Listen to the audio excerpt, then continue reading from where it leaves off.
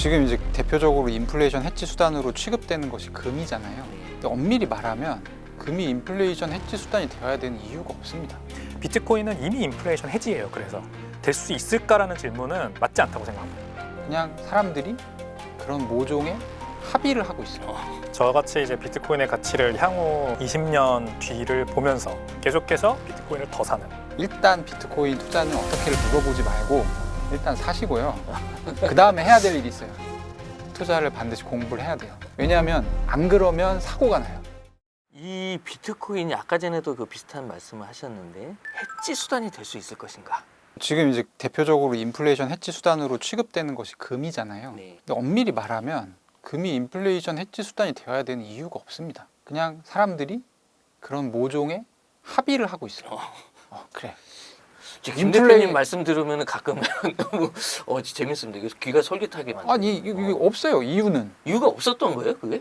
그냥 금이 왜냐하면 생각해 보니까 그냥 인플레이션 해지 수단이라고 나 화학적으로 굉장히 안정되어 있고 그리고 다루기가 쉽고 연성이 있어서 물성이 있고 귀금속으로 많이 사용됐기 때문에 그런 전통들이 일종의 관성을 만든 것이죠.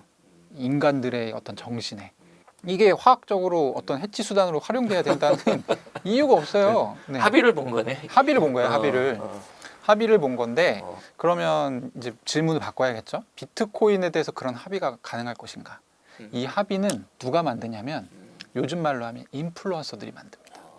유명한 사람, 그럴싸한 사람들이 자꾸 얘기를 하면 사람들이 설득돼요.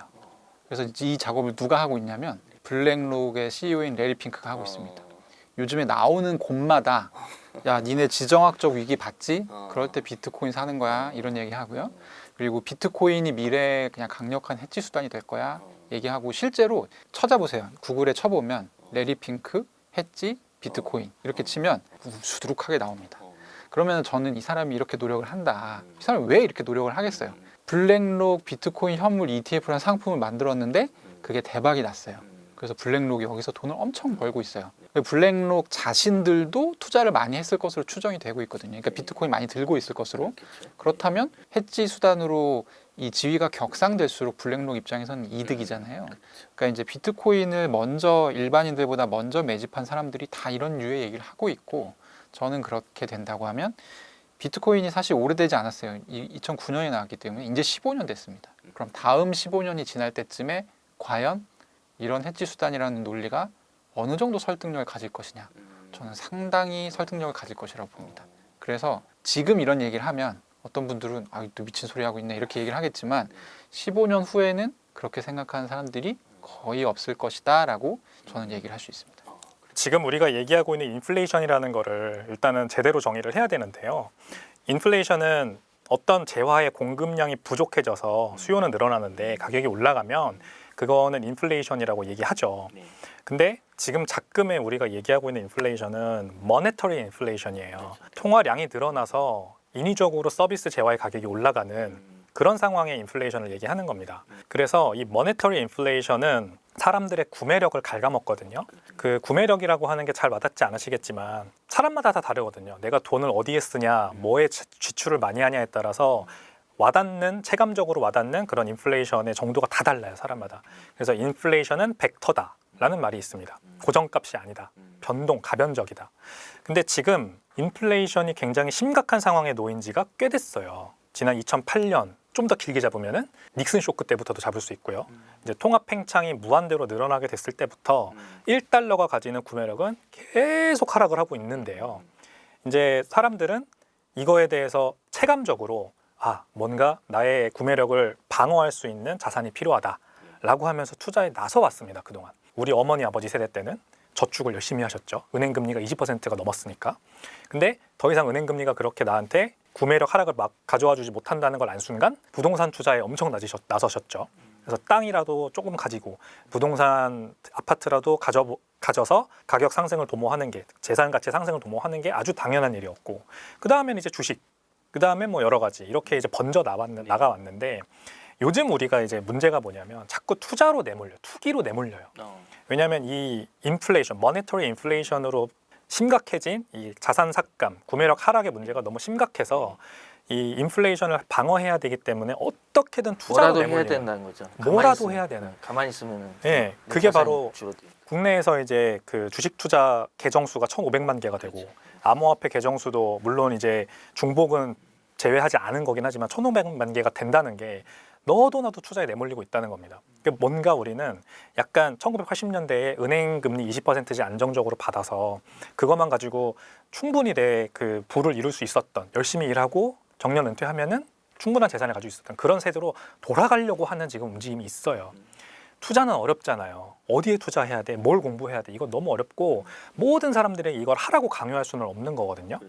비트코인은 저는 이제 운명론자는 아니지만 약간 운명처럼 이런 수요를 충족하기 위해서 나왔다고 생각해요. 뭐 지금 이제 역사가 15년 정도밖에 안 된 짧은 자산이긴 합니다만 정확히 그 문제의 풍선 효과로 등장을 했어요. 그 글로벌 금융위기 글로벌 금융위기 이후에 나온 거죠. 네. 그래서 비트코인은 연평균 지난 15년의 역사로 치면 150% 상승을 했습니다. 지난 10년으로만 잘라도 60% 넘게 상승을 했어요. 그 중에서 그 10년 중에서 딱 2번만 마이너스 수익률을 기록을 했고요. 2년만. 나머지 8번은 다 수십 퍼센트의 성장률을 상승을 하고서 마감을 했습니다. 그래서 제가 앞서도 말씀드렸죠.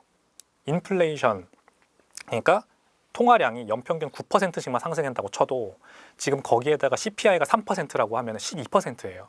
연간 구매력 삭감이 12%라고요. 이건 아주 양보한 수치입니다. CPI가 3%라는 것도 말이 안 된다고 생각하지만 12% 이상의 수익률을 무조건 내야 되는 우리는 사명이 있는 거예요. 지금 숙명이에요. 근데 다행히 S&P 500 지수만 투자해도 20%니까 8% 남길 수 있었어요. 근데 계속 그럴까 과연 주식이? 어렵죠. 주식시장도 당연히 떨어질 때도 있을 거고. 그래서 금이 그렇게 가격이 막 올라가는 게 김동완 대표님 말씀하신 대로 30%씩 연평균으로 올라가는 게 이 수요가 폭발을 하고 있기 때문이거든요. 대체 자산에 대한 수요가. 비트코인은 이미 인플레이션 해지예요. 그래서 될 수 있을까라는 질문은 맞지 않다고 생각합니다. 이미 인플레이션 해지다. 사람들이 이걸 아냐 모르냐의 차이다. 이렇게 생각합니다. 그런 생각을 지금 안 하고 있으니까 그렇다는 건데 이미 그 인플레이션 해지 수단으로서 기능을 하고 있다. 예, 그렇군요. 그럼 비트코인 투자는 좀 어떻게 하는 게 좀 좋을까요? 가장 좋은 거는 계속해서 개수를 늘려 나가는 거죠. 저같이 이제 비트코인의 가치를 향후 20년 뒤를 보면서 내 자산이 부가 비트코인과 함께 이렇게 내가 은퇴할 나이가 되면은 크게 올라가 있을 것이다 라고 보시는 분들은 비트코인을 개수를 늘려나가고 그 개수를 줄어드는 걸 굉장히 조심해야 되고 방어해야 되고 계속해서 내가 돈을 더 벌어서 비트코인을 더 사는 현금 흐름을 늘려서 비트코인 개수를 늘리는 그런 부의 전환을 이뤄내야 됩니다. 그러니까 우리가 비트코인 투자해서 팔아야 수익이 난다고 일반적으로 생각을 하지만 그거는 뭐 당연한 말이긴 하지만 현실적으로 봤을 때 굉장히 어려운 게 비트코인은 올랐다가 내려갔다가 하는 자산이고 언제 팔아야 수익이 나는지는 아무도 모른다는 게 사실 정답이에요. 너무 어려워요. 그래서 이렇게 좁혀가지고 주민해서 언제 팔아야 될지를 하려고 하면 할수록 오히려 그 수익률은 나를 떠나가고 멀리 20년은 너무 멀다고 할 수도 있지만 뭐 그게 아니라면 5년, 10년이라도 장기적으로 보고 판단을 하면 이 자산의 가치를 그러면 너무나도 명확해지는 겁니다. 그래서 저는 비트코인은 개수를 늘리는 식으로 어떻게 개수를 늘리냐?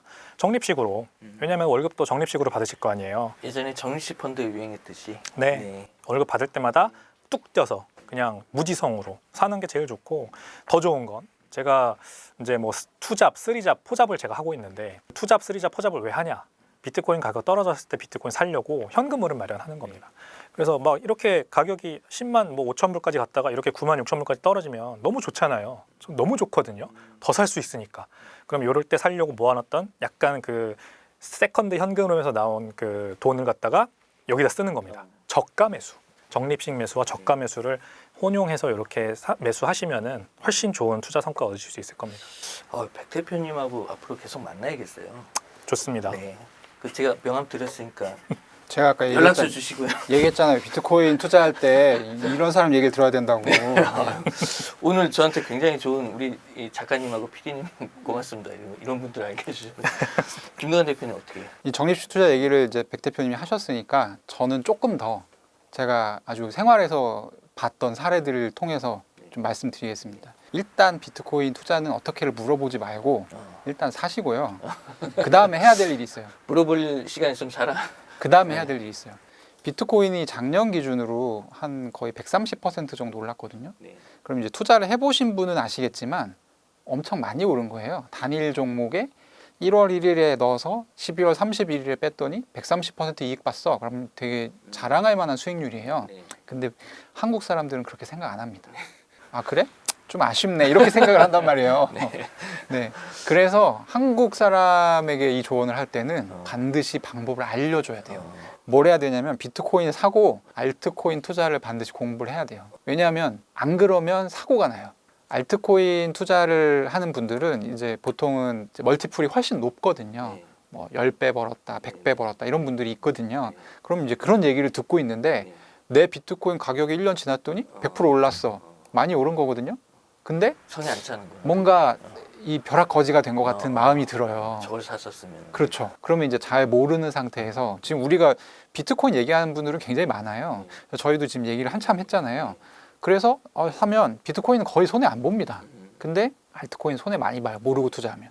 그래서 제가 깨달은 게 뭐냐면 비트코인 일단 사고 알트코인 투자를 어떻게 손해를 줄이면서 이익을 늘리는 방법이 있는지를 고민을 해야 된다. 왜냐면 어차피 다 글로 넘어가요. 비트코인만 들고 계신 분은 거의 없어요. 그래서 알트코인 투자를 공부를 하셔야 된다. 네, 오늘 두 전문가분들 모시고서 비트코인 시장에 대해서 좀 얘기를 들어봤는데요. 이게 방송을 시작하기 전에는 제가 거의 유치원 수준이라고 했는데 이제 초등학생 수준까지 온 것 같습니다. 인사이트도 좀 얻었고요. 예, 장시간 고생 많으셨습니다. 감사합니다. 감사합니다. 감사합니다.